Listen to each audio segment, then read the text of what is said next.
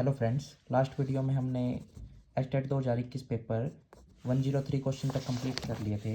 आज हम 104 से डिस्कस करते हैं। क्वेश्चन क्या कह रहा है, A can complete a particular task in 25 days. A किसी काम को 25 दिन में कर रहा है। B can finish that T task in 15 days. B उसी काम को 15 दिन में कर रहा है। अगर वो दोनों साथ काम करते हैं and be together do the work for 5 days, उन्होंने दोनों ने मिलके 5 दिनों तक साथ काम किया। Then A leave the task, A काम छोड़कर चला गया, तो how many days will be take to complete the remaining task. तो बी उस काम को, बचे हुए काम को कितने दिन में करेगा। तो सबसे पहले टोटल काम हम फाइंड आउट कर लेते हैं। वो कैसे आता है, इन दोनों का एलसीएम 25 और 15 का जो एलसीएम है वो 75 आ रहा है। तो इससे इसको डिवाइड करेंगे, ये 3 पे जा रहा है, इससे इसको डिवाइड करेंगे, ये 5 पे जा रहा है। तो ये टोटल वर्क आ गया और ये ए का 1 दिन का काम आ गया और ये बी का 1 दिन का काम आ गया। दोनों मिलके 1 दिन में 5 और 3 8 काम कर देते हैं। उन्होंने 5 दिन तक 7 काम किया, 1 दिन में 8 काम करते हैं, तो 5 दिन तक उन्होंने 40 काम कंप्लीट कर दिया। जबकि काम था हमारे पास 75, तो 75 में से 40 हम माइनस कर देंगे, तो ये हमारे पास 35 काम रह जाएगा। अब ये काम, बचा हुआ काम बी को कंप्लीट करना है। बी 1 दिन में 5 काम करता है, तो 75 काम करने में वो 7 दिन लेगा, तो इसका आंसर हमारे पास फर्स्ट करेक्ट हो जाएगा। नेक्स्ट क्वेश्चन हमारे पास एवरेज से है। वो कह रहा है एवरेज ऑफ 13 रिजल्ट इज 65, यानी कि 65। If the average of first 7 result is 62 and the average of last 7 result is 67, then the 7th result is. वो कह रहा है 13 रिजल्ट का एवरेज 65 है। एवरेज का फॉर्मूला हमारे पास क्या होता है, एवरेज या मीन की बात है। फॉर्मूला क्या होता है, sum of observation divide by total number of observation. तो एवरेज यहाँ 65 दे रखा है और सम ऑफ ऑब्जर्वेशन हम निकाल लेंगे, और टोटल जो ऑब्जर्वेशन है वो 13 दे रखी है। तो सम यहाँ कैसे निकलेगा, 65 इंटू 13।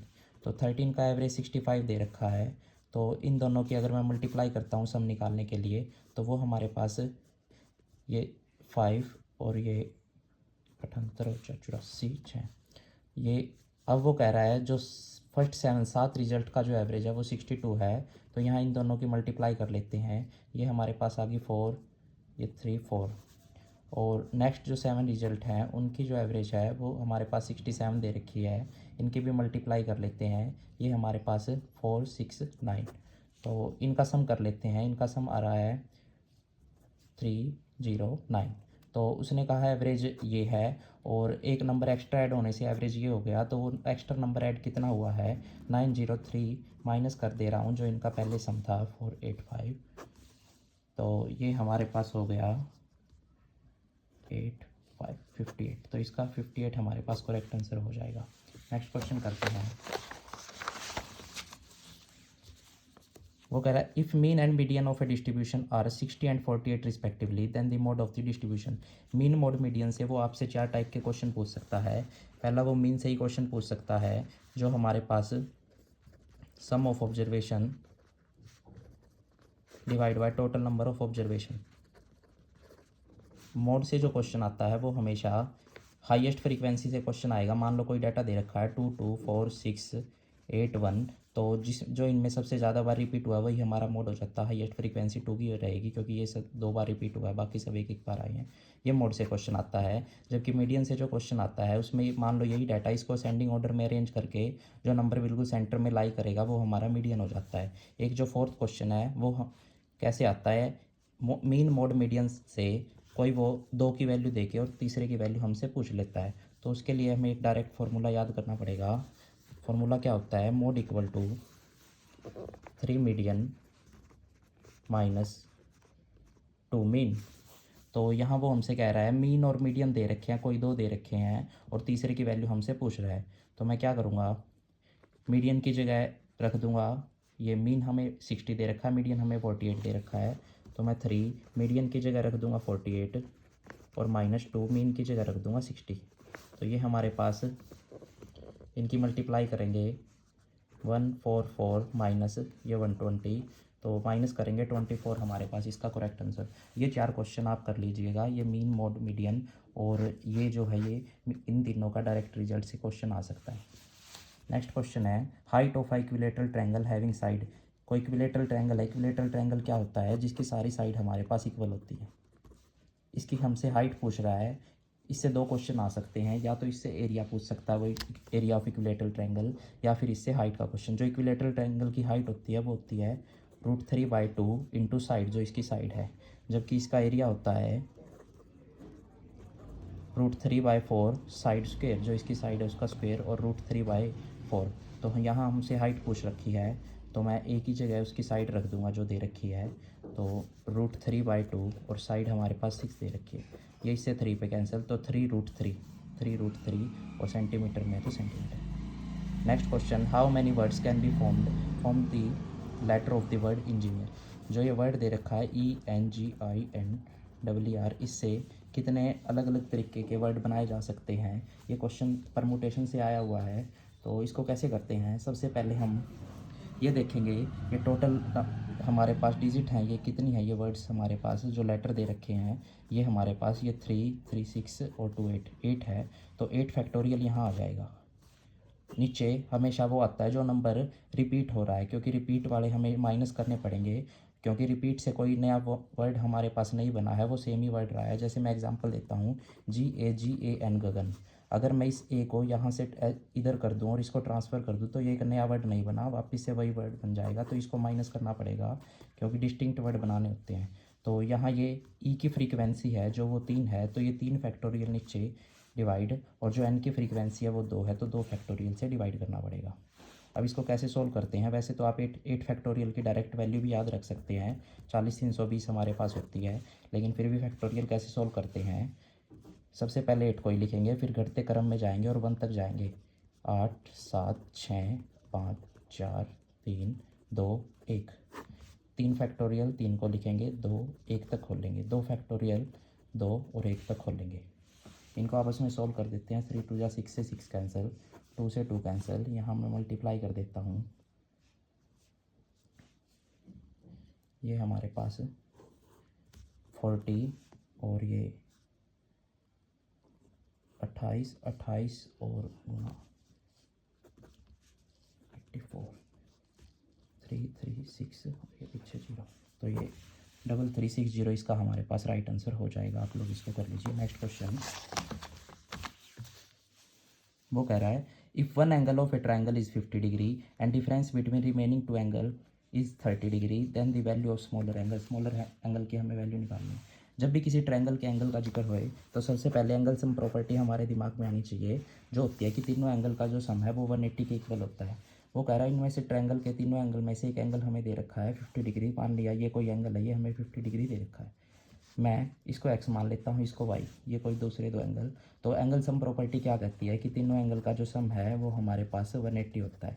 तो ये जो हो जाएगा उधर जाके माइनस, तो ये 130 रह जाएगा। तो x + y की वैल्यू आई है 130। नेक्स्ट लाइन में क्या कह रहा है, difference between the remaining 2 angle, जो 2 एंगल बचे हुए इनका जो डिफरेंस है वो कितना दे रखा है 30। तो डिफरेंस जो दे रखा है उसको मैं 30 के इक्वल रख देता हूँ। तो अब ये दो इक्वेशन आ गई, इक्वेशन फर्स्ट और इक्वेशन सेकंड, ये हमें सोल्व करनी है। इक्वेशन कैसे सोल्व करते हैं, सबसे पहले ये दोनों सेम है, तो मैं इनको एलिमिनेशन मेथड से कैंसिल कर देता हूँ। x और x ऐड होके 2x, और ये ऐड होके हमारे पास हो जाएंगे 160। तो x की वैल्यू कितनी आई है 80। x यहाँ 80 आ गया। मैं x को वापस पुट कर देता हूँ इक्वेशन फर्स्ट में, तो x की जगह 80, y की जगह y और 130। तो ये हमारे पास आ गया 130 - 80 y = 50। पूछ क्या रहा था, then the value of smaller angle, छोटा एंगल पूछ रहा था। तो 80 और इसमें से छोटा एंगल कौन सा है 50, तो 50 इसका करेक्ट आंसर हो जाएगा।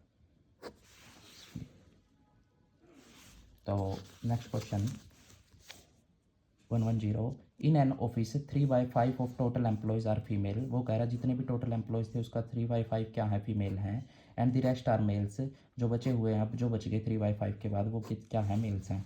तो if 2/9 part of female and 1/4 part of males are absent, अगर जितनी भी फीमेल थी उनका 2/9 पार्ट क्या है एबसेंट हैं, और जो मेल थे जितने भी उनका 1/4 पार्ट क्या है एबसेंट हैं, तो बताने हैं कि टोटल एम्प्लॉयज़ कितने एबसेंट हैं। तो मान लेता हूँ जो फीमेल्स हैं हमारी, वो इन्होंने 3/5 दे रखी हैं टोटल की, तो 3/5 टोटल की। तो इसको मैं कह सकता हूँ 5 अगर टोटल है उनमें से 3 क्या है फीमेल है। ऐसे ही मेल कितने रह गए, 5 अगर टोटल हैं 3 फीमेल है, तो मेल हमारे पास 2 रह गए। अब वो कह रहा है 2/9 पार्ट ऑफ फीमेल, जो फीमेल है इसका 2/9 पार्ट, और जो मेल है उसका 1/4 पार्ट क्या है, एब्सेंट। ये अब हम एब्सेंट का रेशो निकाल रहे हैं, तो ये हमारे पास आ गया 2/5 3 जा 15, और ये आ गया 1/10। तो ये हमने जितनी फीमेल एब्सेंट हैं और ये जितने मेल एब्सेंट है ये उनका निकाल लिया हमने कितने हैं वो। तो अब वो कह रहा है टोटल एम्प्लॉयज़ बताओ जो एब्सेंट है, तो टोटल में इनका सम कर देंगे। सम कैसे करते हैं, दो रैशनल नंबर हैं, इनका सम कैसे होता है, सबसे पहले नीचे इनका एलसीएम लेते हैं। 15 और 10 का एलसीएम हमारे पास 30 आ जाएगा। तो ये इसको इससे डिवाइड करेंगे, 15 को 30 से, तो ये 2 पे डिवाइड हो रहा है। 2 की मल्टीप्लाई करते हैं 2 से, ये आ जाएगा 4। 10 से इसको करेंगे 3 पे, 3 की मल्टीप्लाई 1 से, तो ये 3 आ जाएगा। तो 7/30 क्या है, एब्सेंट हैं। 7/30 हमारे पास एब्सेंट है, यानी कि टोटल अगर 30 है उसमें से 7 एब्सेंट है। नेक्स्ट क्वेश्चन करते हैं।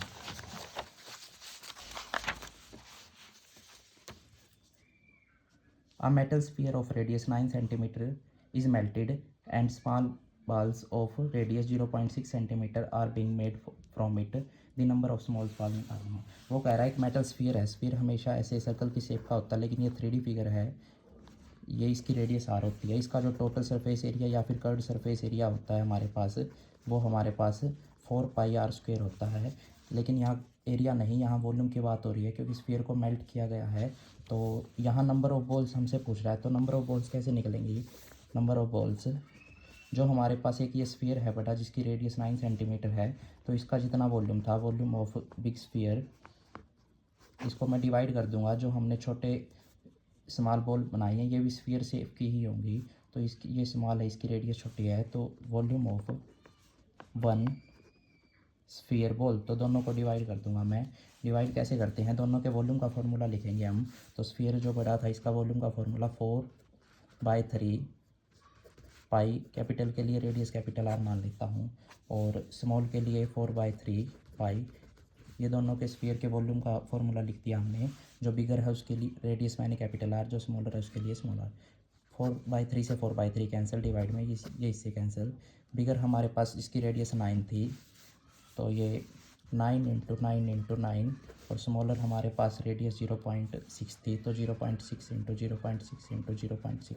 कैलकुलेशन थोड़ी सी सॉल्व कर लेते हैं। 999 और ये हमारे पास 666, और ऊपर जो है इसका डेसिमल 3 डेसिमल कैंसिल करके मैं ऊपर 1000 से मल्टीप्लाई कर देता हूँ। इनको करते हैं, ये 2 से, ये 2 से, ये 2 से, 3 3 3, और ये 8 से 1000 125 पे चला गया, तो 125 × 27, ये 35, 8 5 125 दूनी 250, 5 7 3 3, तो 3 3 7 5 हमारे पास जो नंबर ऑफ स्मॉल बॉल्स हैं वो 5 हैं, 3375। Next question, sum of HCF and LCM of 2 numbers is 504। वो कह रहा है 2 नंबर के HCF का और LCM का जो सम है वो 504 है। जो LCM है वो 55 टाइम्स है HCF का, तो मैं कह सकता हूँ जो LCM है वो 55 टाइम्स है HCF का। तो अगर एक नंबर उनमें से 999 है, तो 1 नंबर 99, तो हमारे पास सेकंड जो नंबर है वो फाइंड आउट करना है। सबसे पहले तो हमारे पास एक रिज़ल्ट होता है कि product of both number equal to product of their HCF and LCM। तो अगर हमें LCM और HCF का पता लग जाए और एक नंबर गिवन हो तो हम दूसरा नंबर निकाल सकते हैं। उसके लिए हमारे पास हिंट दे रखा है, जो LCM है वो 55 टाइम्स है HCF का, और एक इक्वेशन दे रखी है, तो मैं LCM की वैल्यू रख देता हूँ। HCF प्लस LCM की जगह मैं 55 टाइम HCF 504, तो ये आ गया 56 HCF equal to 504, HCF equal to 504/56। ये करेंगे 9 से पूरा डिवाइड हो रहा है, तो HCF हमारे पास 9 आया है, तो LCM कितना आ जाएगा, LCM आ जाएगा 55 × HCF यानी कि × 9। तो रख देते हैं, HCF हमारे पास 9, LCM हमारे पास 55 × 9, और जो 1 नंबर है वो हमारे पास 99, और सेकंड नंबर हमें फाइंड आउट करना है। सेकंड नंबर के लिए ये इधर मल्टीप्लाई में, उधर जाके डिवाइड में, 9559 डिवाइड बाई 99। 9 से ये 11 पे, 11 से ये 5 पे, 5 9 जा 45, तो इसका जो ऑप्शन नंबर ए है वो हमारे पास करेक्ट हो जाएगा। नेक्स्ट क्वेश्चन करते हैं। ए बैग कंटेन्स कॉइन्स, एक बैग के अंदर कॉइन्स है, 2 रुपीज़ कॉइन्स है, 1 रुपीज़ कॉइन्स है एंड 50 पैसे कॉइन्स है। तो हमारे पास 2 रुपीज़ के कुछ कॉइन्स हैं, 1 रुपीज़ के कुछ कॉइन्स हैं और 50 पैसे के कुछ कॉइन्स हैं। वो इन दी रेशो, इस रेशो में गिवन है 6:7:15। तो मैं कह सकता हूँ इसके जो नंबर ऑफ़ कॉइन्स हैं वो 2 रुपीज़ के कितने हैं 6x, 1 रुपीज़ के कितने हैं 7x और 50 पैसे के कितने हैं 15x। If the total number of amount in the bag 1590, अगर जो पैसे हैं टोटल बैग में कितने रुपए हैं 1590 है, तो हमें बताना है कि 1 रुपीज़ के कॉइन कितने हैं बैग में। तो मैं देखता हूँ, अगर नंबर ऑफ़ कॉइन 6x हैं और वो कॉइन 2 रुपीज़ के हैं तो टोटल 2 रुपये, तो टोटल पैसे हमारे पास यहाँ से कितने हो गए 6 दूनी 12x, यहाँ से 7x और ये 50 पैसा है तो मैं इसको 0.5 कर सकता हूँ रुपीज़ में, तो 15 पंजे 75, 7.5x। तो इन सब को जोड़ के ये टोटल जो पैसे हैं हमारे पास वो 1590 के इक्वल दे रखे हैं। तो यहाँ से इनका मैं ऐड ऑन करूँगा तो ये 26.5x इक्वल टू 1590। तो x की वैल्यू हमारे पास कितनी आ गई 1590 डिवाइड बाई 265, डेसिमल हटा के ऊपर हमारे पास 10 आ जाएगा। इसको अगर मैं कैंसिल आउट करता हूँ 5 से, 5 2 जा 10, 5 से ये 25 3 इससे, और ये इससे डायरेक्ट कैंसिल हो रहा है 53 3 जा, तो 30 इंटू 60। तो x की वैल्यू हमारे पास 60 आ गई है। और वो पूछ रहा था हमसे कि जो 1 रुपीज़ के कॉइन कितने हैं, तो 1 रुपीज़ के नंबर ऑफ़ कॉइन्स कितने थे 7x, तो 7 इंटू 60 42। तो ये हमारे पास सेकंड जो हमारे पास इसका आंसर करेक्ट हो जाएगा। Next, 3 years ago the ratio of Ramesh and Suresh was 5:9। After 5 years the ratio would be 3:5। the present age of Suresh। वो कह रहा है रमेश और सुरेश की जो एज है, मान लिया ये उनका प्रेजेंट चल रहा है, तो 3 years ago यहाँ से 3 साल पहले इनकी जो रेशियो है वो 5:9 दे रखी है, और आफ्टर 5 year 5 साल के बाद जो इनकी रेशियो है वो 3:5 कह रखी है। प्रेजेंट एज ऑफ सुरेश की जो आज की प्रेजेंट एज है ये 5 ईयर बाद है। तो टोटल जो एज का गैप है वो प्रेजेंट और पास्ट में हमारे पास कितना दे रखा है, फ्यूचर और पास्ट में, ये 5 + 3 8 साल, ये 8 ईयर्स का दे रखा है। तो एक बात हमें ध्यान रखनी है, जब भी रेशियो एज का क्वेश्चन आ जाए कभी भी इनका जो एज डिफरेंस है वो हमेशा सेम रहता है, वो चेंज नहीं होता। जैसे यहाँ ये 5 और 9 में डिफरेंस 4 है, जबकि यहाँ जो है डिफरेंस वो 2 का डिफरेंस है। तो डिफरेंस हमें इन दोनों का सेम बनाना पड़ेगा। सेम कैसे बनेगा, यहाँ 2 का है, यहाँ 4 का है, तो इसको 2 से मल्टीप्लाई कर देते हैं। 2 से जैसे ही मल्टीप्लाई किया तो यहाँ आ गया 6 और यहाँ आ गया 10। अब जो है डिफरेंस वो 4 आ गया, अब सेम आ रहा है, ऊपर भी सेम है नीचे भी सेम। अब वो कह रहा है 5 से 6 हो गया कितने साल में, 5 और 3 8 साल में। तो एक की वैल्यू बढ़ी है कितने साल में, 8 साल में, तो 1 8 के इक्वल है। तो यहाँ से सुरेश की निकालनी है तो 10 किसके इक्वल होगा, 10 इंटू 8 यानी कि 80 के इक्वल होगा। जो ये 80 आई है ये 5 साल बाद की आई है, तो 5 साल इसमें से सब्ट्रैक्ट करने पड़ेंगे तब जाके प्रेजेंट आएगा। तो 80 - 5 75 इसका करेक्ट आंसर हो जाएगा। यहाँ से आप सुरेश की भी और यहाँ से आप रमेश की भी कैसे भी निकाल सकते थे। तो यहाँ हमसे सुरेश की पूछी थी तो वो हमने बता दी 75। नेक्स्ट क्वेश्चन करते हैं। वो कह रहा है x + 1/x = 4, x की 4 + 1/x की 4, ये हमसे पूछा गया है। तो ऐसे ऐसे क्वेश्चन ये अलजेब्रा से आते हैं, या तो आपको आइडेंटिटी याद रखनी पड़ेगी, a + b का होल स्क्वायर वो क्या होता है a² b² + 2ab। वो अगर हम इस पे x/y 1/x के स्क्वायर पे लगा देते हैं तो a² + b² + 2ab, यहाँ से कैंसिल, तो ये हमारे पास आ जाता है x² 1/x² + 2। इसकी वैल्यू इधर भी स्क्वायर किया था, ये है 4, 4 का स्क्वायर यानी कि 16, ये इधर माइनस करके तो यहाँ आ जाता है 16 - 2 14। लेकिन ये जो ट्रिक है अभी तक तो सिर्फ इनका 2 पावर निकली है, हमें तो 4 निकालनी है। ये थोड़ी सी लेंथी मेथड है, हम इसको ट्रिक से करेंगे। ट्रिक क्या कहती है, जब भी प्लस में पूछे और स्क्वायर पूछ ले तो जो राइट साइड में नंबर दिया गया है उसको ए पढ़ते हैं, ए का स्क्वायर -2 हो जाता है, तो ये निकल आती है वैल्यू इसकी x² 1/x² की। तो यहाँ निकल आएगी कितनी 4 का स्क्वायर 16 माइनस 2 यानी कि 14। अब वो दोबारा इसी का पूछ रहा है, तो अब क्या करेंगे, अब जो ये नंबर आया है इस पे अप्लाई करेंगे सेम प्रोसेस। तो 4 पावर कैसे निकलेगी, ये जो है इसको ये पढ़ेंगे, ए का स्क्वायर माइनस 2 यानी कि 14 का स्क्वायर माइनस 2, ये 196 माइनस 2 यानी कि 194। तो ये हमारे पास करेक्ट आंसर हो जाएगा। आप इसको ट्रिक से कर लीजिएगा। अगर यहाँ बीच में माइनस होता फिर यहाँ प्लस आ जाता, वो भी फॉर्मूला इसी से ही बनता है। तो ये आप दोनों क्वेश्चन आप अच्छे से ट्राई कर सकते हो।